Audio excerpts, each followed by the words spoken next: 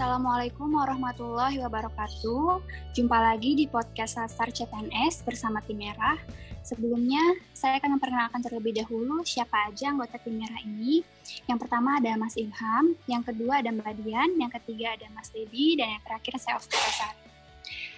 Podcast kali ini akan menjelaskan tentang konsep WOG, penerapan WOG, dan tantangan WOG dalam penanganan pandemi COVID-19 di Indonesia. Jadi menurut United States Institute of Peace, WOG adalah sebuah pendekatan yang mengintegrasikan upaya kolaboratif dari instansi pemerintah untuk menjadi kesatuan menuju tujuan bersama. Juga dikenal sebagai kolaborasi, kerjasama antar instansi, aktor pelayanan dalam menyelesaikan suatu masalah pelayanan. WOG pada dasarnya adalah sebuah pendekatan fungsi dalam ruang lingkup koordinasi yang lebih luas guna mencapai tujuan bersama, yaitu dalam pembangunan kebijakan, manajemen program, dan pelayanan publik. WOG sendiri diperlukan karena adanya yang pertama itu dorongan publik untuk kinerja good governance, yang kedua karena egosentra atau siloisiasi, yang ketiga perkembangan teknologi informasi dan keberagaman. Ada sebuah topik yang menarik yang akan kita bahas pada hari ini, yaitu WOG dalam penanganan pandemi COVID-19, yang membutuhkan sinergisitas antar instansi pemerintah maupun masyarakat. Untuk teman-teman sendiri, bagaimana pendapatnya tentang ini? Silahkan dimulai dari Mbak Dian. Baik, terima kasih Mbak Tika. Kalau menurut saya, karena adanya kekhawatiran publik atas pandemi COVID-19 yang mengancam terutama nyawa masyarakat, maka mendorong pemerintah untuk segera mengatasi pandemi COVID-19. Karena ini adalah bencana nasional, maka dibutuhkan keterlibatan secara nasional juga, baik pemerintah pusat, daerah, maupun masyarakat. Hal ini mendorong terciptanya pendekatan WOG, yaitu terbentuknya Komite Pemulihan COVID-19 dan Pemulihan Ekonomi Nasional yang melibatkan koordinasi, integrasi, dan sinergi berbagai macam elemen baik pemerintah pusat, kementerian atau lembaga, pemerintah daerah, dan masyarakat tentunya.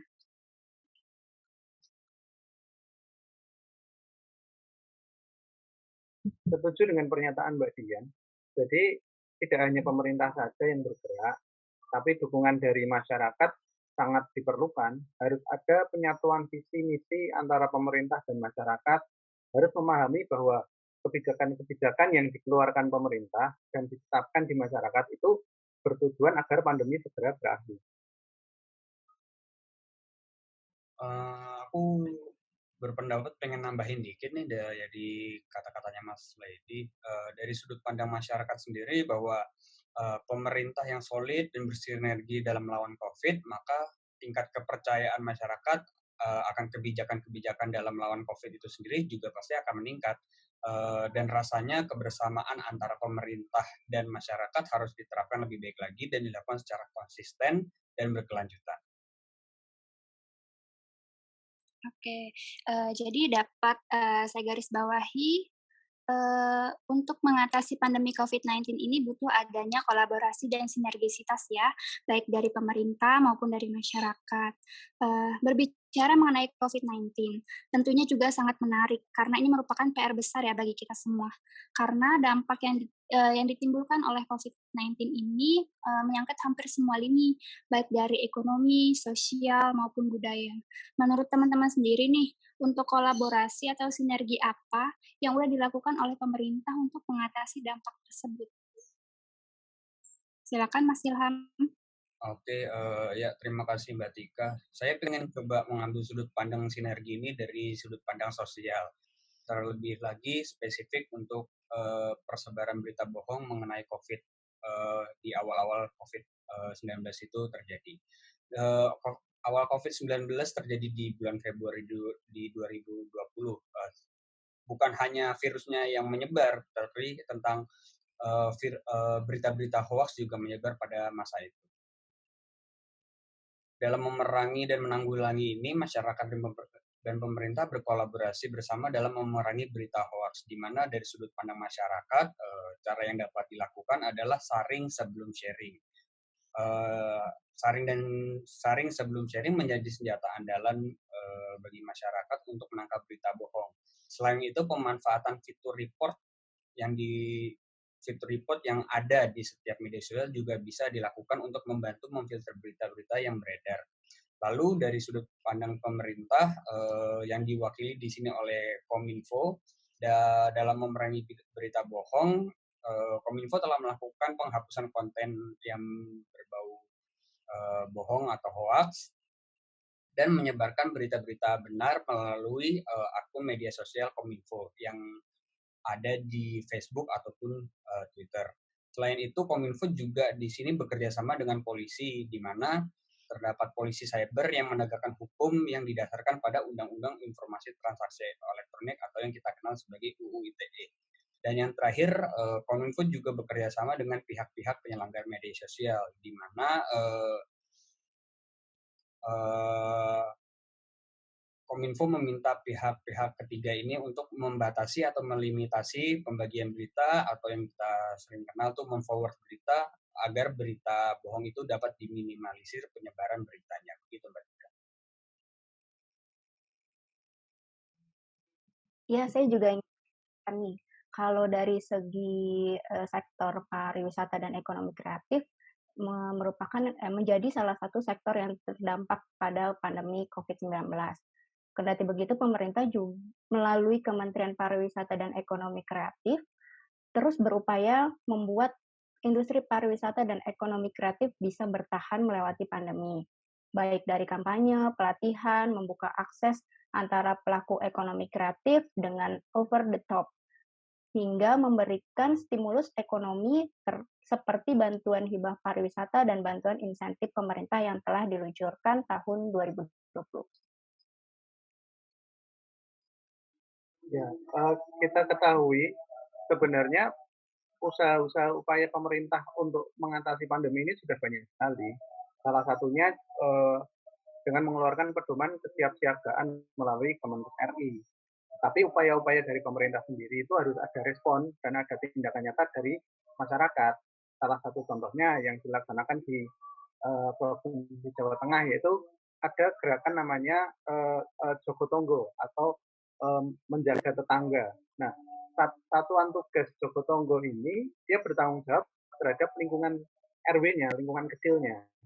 Nah, dia menjaga melakukan pemantauan kepada tetangga masing-masing, termasuk di situ memastikan bantuan dan dukungan dari luar wilayah itu terdistribusi dengan baik.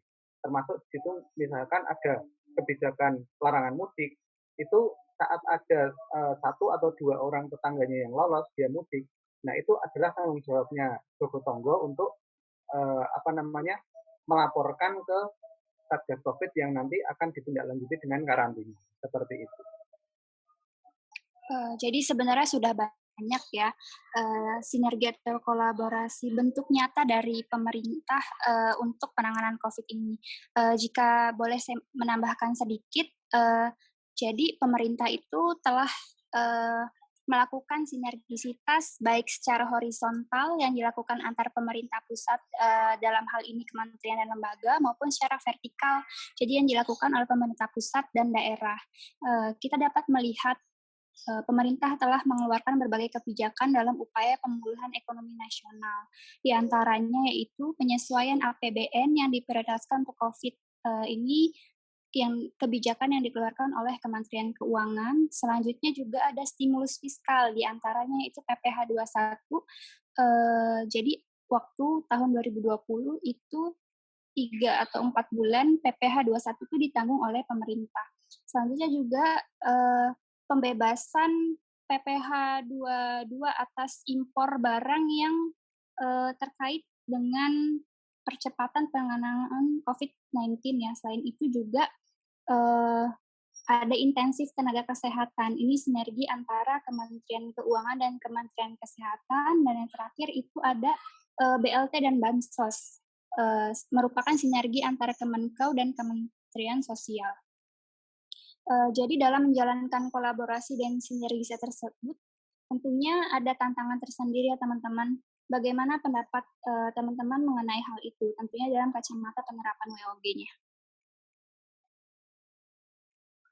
Baik, kalau menurut saya yang menjadi tantangan dalam penerapan WOG di penanganan COVID-19 salah satunya adalah kapasitas SDM dari institusi-institusi yang terlibat. Karena COVID-19 ini kan hal yang baru dan boleh dikatakan timbul secara mendadak ya, tanpa ada persiapan sehingga butuh dukungan dari semua pihak, baik dari informasi cara penanggulangannya, fasilitas kesehatan yang menunjang, dan sosialisasi kepada masyarakat agar tidak menimbulkan kepanikan atau kecemasan yang berlebihan.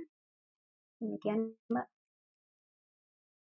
Oke, menurut saya bahwa sinergisitas yang penting itu di kepemimpinan. Kepemimpinan menjadi salah satu kunci penting dalam pelaksanaan WOG. Kepemimpinan yang dibutuhkan adalah kepemimpinan yang mampu mengakomodasi perubahan nilai dan budaya organisasi serta meramu SDM yang tersedia guna mencapai tujuan yang diharapkan.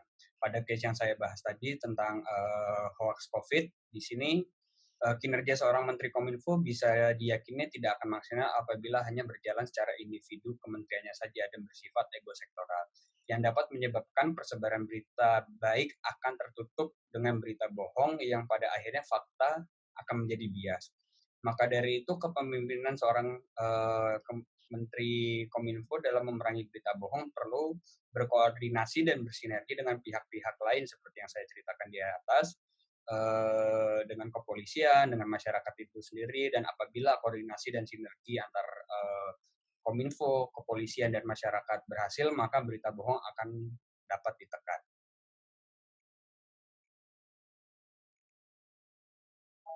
Oke, masih berbicara tentang penerapan WOG dalam hal kolaborasi dan sinergi antara pemerintah dengan masyarakat dalam menangani COVID-19. Dengan kebijakan dan sistem yang diterapkan, ternyata masih ada kendala juga, terutama terkait dengan nilai dan budaya yang sudah berjalan.